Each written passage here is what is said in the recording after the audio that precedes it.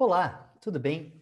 Estamos aqui para mais um Descomplicando o Direito, o seu canal no YouTube que visa discutir as questões do momento do direito dessa maneira simples, descontraída, sem o juridiquês de camiseta e jeans, sem querer complicar as decisões dos tribunais.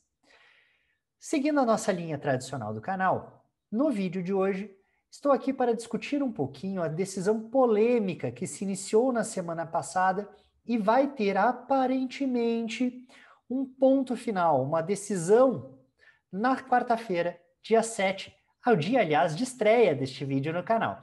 Então farei aqui um pequeno exercício aqui de futurologia para a gente tentar entender como as questões são decididas nos tribunais e como elas poderão ser decididas tomando por base aquilo que já aconteceu. Pois bem, qual o nosso enfoque? O que eu pretendo pegar para a gente discutir hoje? A decisão do ministro Cássio Nunes sobre a liberação das missas de Páscoa, que ocorreu no final da semana passada, né, no final dessa semana, no início do feriado de Páscoa, e acabou permitindo alguns cultos religiosos a partir da própria realização, né, que tiveram sua realização no feriado de Páscoa. Tá? Então, primeiro, plano de fundo. Da onde nós estamos falando? Essa decisão do ministro Cássio Nunes foi tomada em sede de uma ADPF, Ação de Descumprimento de Preceito Fundamental. Tá? É uma das ações constitucionais que visam o que se chama de controle concentrado de constitucionalidade. Então, o que é isso?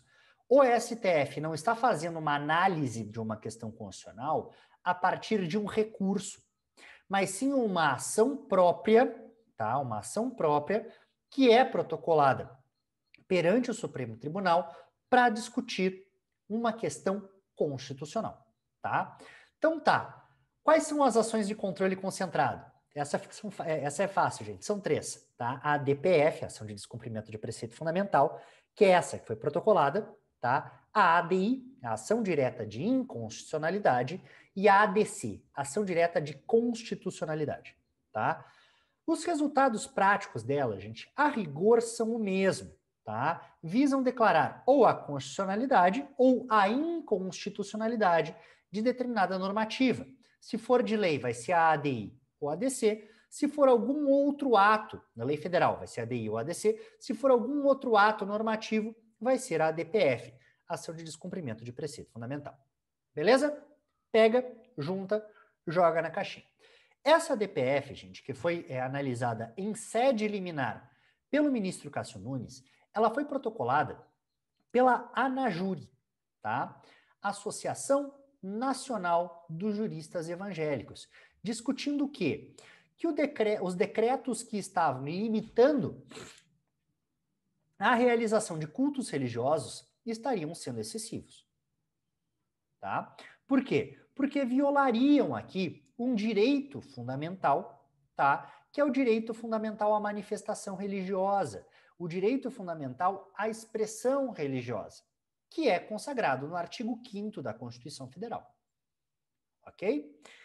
Acolhendo a tese da Associação Nacional dos Juristas Evangélicos, o ministro Cássio Nunes, em sede liminar da ADPF, declarou, tá, que de fato os decretos estaduais e municipais que estavam fazendo isso, né, entendeu que o decreto que estava fazendo isso, o decreto questionado que estava fazendo isso, seria excessivo, tá? E a partir desse entendimento de ser excessivo, declarou, com todas as letras, que seria possível a realização de cultos de Páscoa, tá? Isso inclusive com determinação de intimação ao governador, tá?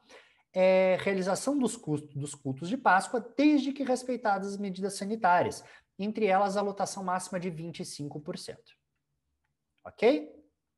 Tranquilo? Tá. Gente, essa decisão, tá? Ela toma como plano de fundo, ela toma como base da fundamentação o direito, tá, ao livre exercício das atividades religiosas, tá? Que é, como eu já disse, um direito constitucionalmente assegurado, tá? Então a liberdade de culto, A liberdade de culto, ela é livremente assegurada e ela é garantida em sede constitucional. E, como tal, deve ser protegida. Tá? Qualquer violação a esse direito é sim uma violação de um descumprimento fundamental, é sim inconstitucional e, portanto, pode ser questionada. Ok? Só que essa decisão, ela precisa ser analisada em dois momentos. Primeiro, o momento de direito material e, em segundo, o momento de direito processual, tá? O procedimento que foi observado. Quanto ao primeiro momento, tá? Quanto ao primeiro momento, no que diz respeito, portanto, tá? A questão procedimental, tá? Desculpa, material, tá? Essa decisão que foi tomada pelo ministro Cássio Nunes, ela não padece de qualquer vício evidente, tá? Professor João, por que está falando que ela não padece de qualquer vício evidente?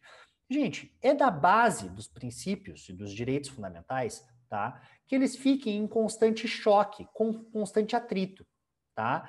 A gente não fala que eles entram em conflito direto, tá? Mas a gente fala que eles têm que ser ponderados, ok? O que significa ser ponderado? Significa que na hora que está sendo tomada a decisão, os princípios, os direitos fundamentais têm que ser colocados, as normas constitucionais, em outras palavras, né? Essas normas que prevêem princípios, têm que ser colocadas na balança para que um não se sobreponha em excesso em relação ao outro.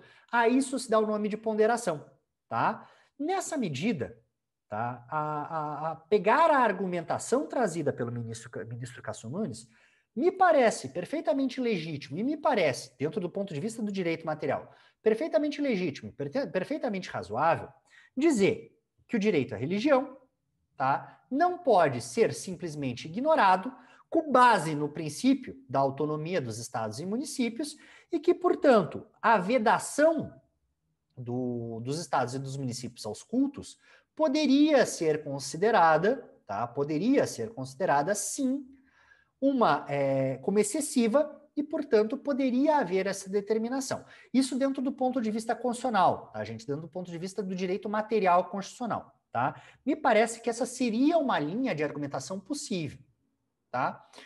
João, tu concorda com isso? Bom, de novo, não estou aqui para fazer proselitismo político ou proselitismo religioso ou de qualquer natureza. Dentro de uma linha argumentatória, esse é um argumento válido, ok? É possível, tá? Dá para levar isso à consequência e, portanto, dentro do ponto de vista do direito material, daria para validar essa questão. Quanto a isso, não vejo problemas. Só que também existe aqui um aspecto processual. E dentro do aspecto processual, tá, essa liminar, conforme deferida, tem dois defeitos. Duas questões aqui que a gente precisa conversar. A primeira delas diz respeito à própria legitimidade, tá, da ANAJURE de protocolar esta ação de descumprimento de preceito fundamental, portanto, a ADPF. Por que isso? Gente, essa associação, tá, ela é uma associação nacional de juristas evangélicos. Ela não representa uma classe, tá? Hoje em dia, a associação, ou órgão com característica de associação, com característica de classe, que representa os advogados, que representa os juristas, tá, é a chamada OAB, então a Ordem dos Advogados do Brasil, tá?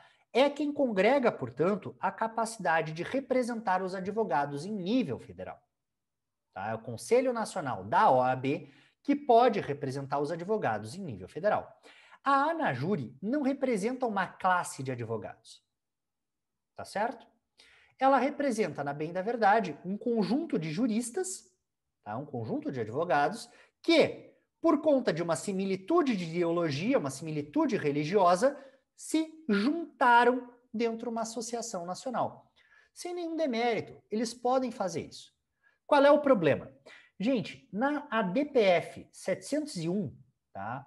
Então, uma ADPF anterior a essa, o STF já colocou no entendimento, aliás, por unanimidade, aliás, com o ministro Cássio Nunes acompanhando o voto relator, de que a ANAJURE não tem característica de uma associação de classe.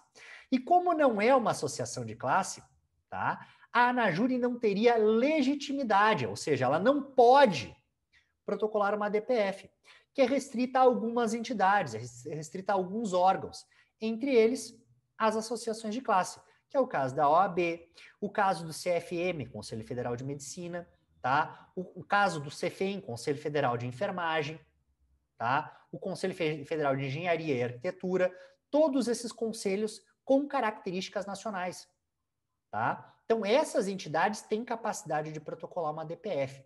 Agora, a ANAJURE, por não ser uma entidade de classe, não poderia protocolar uma DPF. E aqui, portanto, a liminar dele já cairia por terra. Só quero ressaltar de novo, ele participou desta votação no ano passado, tá? Que não reconheceu a legitimidade da ANAJURE, e ele votou por declarar a ilegitimidade da ANAJURE. Tá? Naquela ocasião, o relator era o ministro Alexandre de Moraes, e ele foi acompanhado por unanimidade no plenário, inclusive pelo ministro Cássio Nunes. Então, esse é o primeiro defeito. Segundo defeito. O segundo defeito, gente, diz respeito ao julgamento de uma outra DPF, a qual eu já me referi quando eu falei do vídeo do Bolsonaro. Aliás, quem quiser acompanhar, você encontra o vídeo do Bolsonaro aqui no nosso canal, tá? Que discutia a ADI protocolada por ele. E, por meio também de uma decisão do plenário do STF, os ministros entenderam que cabe aos governadores e aos prefeitos o direito de limitar algumas atividades, entre elas as atividades de cunho religioso. Então, caberia aos estados, caberia aos municípios, em vista da situação concreta do local, a fim de controlar a pandemia, poderiam sim restringir o exercício da atividade religiosa, tá? Então, poderiam restringir atividades, entre elas a religiosa.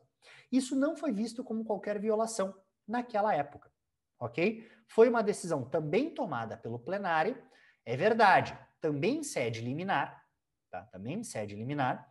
Foi uma decisão tomada pelo plenário e já ostenta aqui uma característica de precedente. Então, ao decidir pela possibilidade de realização do culto em desconformidade com o decreto regional, o que o ministro Cássio Nunes fez foi ir de encontro, foi confrontar um entendimento já tomado pelo plenário do STF, portanto, contra um precedente.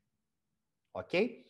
O que, de novo, ele não deveria ter feito, ou pelo menos não deveria ter feito em caráter monocrático, sozinho, tá? Tomando a decisão por si só, que foi o que ele fez neste caso da DPF e da ANAJURE. A julgar, portanto, por estes critérios, em que pese ser uma decisão materialmente aceitável, a argumentação forjada por ele, a argumentação levada por ele, é uma argumentação válida, tá? Ao que tudo indica, no plenário, que essa decisão vai ser levada, de acordo com determinação do próprio presidente do STF, o ministro Luiz Fux, tá? É muito provável, é razoável falar, tá? Que essa decisão do ministro vai ser revista, tá? Vai ser derrubada pelo plenário para dizer que é função, sim, dos decretos locais estabelecer as restrições, inclusive aos cultos religiosos. Ok? Então, a tendência é que isso venha a ser revogado pelo plenário. Tudo bem, né? Essa decisão poderia até ser considerada extemporânea, considerando que o feriado de Páscoa já passou e os cultos que ela visava permitir já foram permitidos, mas não vai se propagar, tá? Não será continuada para demais cultos em outras ocasiões, ok? Então, acredito, fazendo um serviço aqui de futurologia, né? Um serviço aqui de previsão jurídica, eu acredito que essa decisão não será mantida pelo plenário do STF. Ok? Prezados, muito obrigado pela atenção. Quem curtiu o vídeo, deixa um joinha, se inscrevam no canal para acompanhar toda semana um vídeo novo sobre os temas do momento da corte. Tem algum comentário, alguma dúvida, alguma sugestão? Pode postar nos nossos comentários que eu teria o maior prazer do mundo em responder. Forte abraço, que todos fiquem bem, até semana que vem em mais um Descomplicando Direito.